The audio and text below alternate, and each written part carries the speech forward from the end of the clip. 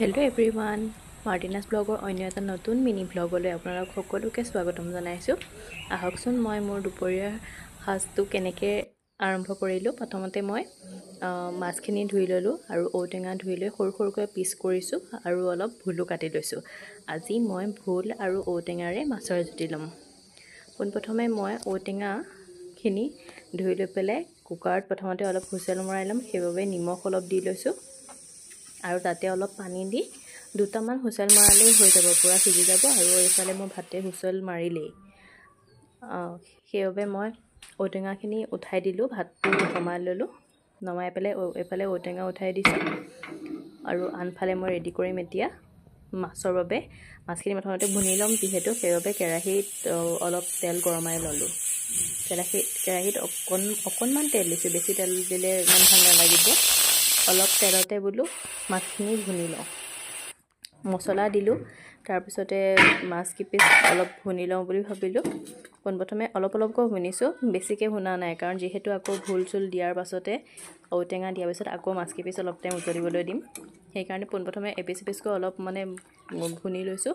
আৰু এতিয়া মই ধুনীয়াকৈ এটা এটা পিচকৈ লাহেকৈ উঠাই লৈছোঁ।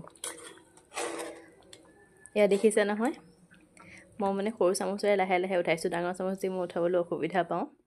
আৰু এয়া মোৰ গোটেই কেইপিচ উঠোৱা হৈ গ'ল। আৰু আনফালে মই ধুই থোৱা ভোলখিনি এতিয়া লাহে লাহে মই ইয়াত অলপ মজিবলৈ দিম। তাৰপিছতহে মই ঔটেঙাখিনি ইয়াত দিম।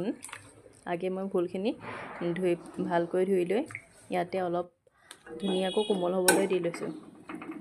লৰাই দিছোঁ যাতে গোটেইখিনিতে ভালকৈ লাগে আৰু মছলাখিনি।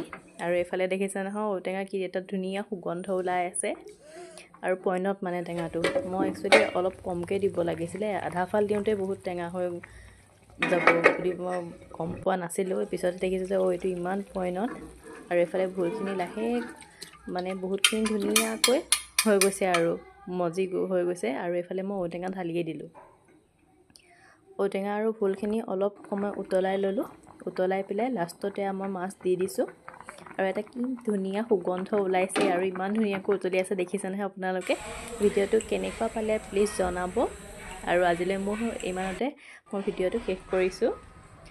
আৰু ঘামি তিতি মই শেষ, দেখিছে নহয়। আজিলৈ মোৰ ভিডিঅ'টোৱে ইমানতে সামৰণি মাৰিছোঁ। আৰু দুপৰীয়াৰ সাজ মোৰ এনেকৈয়ে মই খালোঁ, বহুত টেষ্ট লাগিলে। আৰু আপোনালোকে কেনেকুৱা পালে প্লিজ জনাব।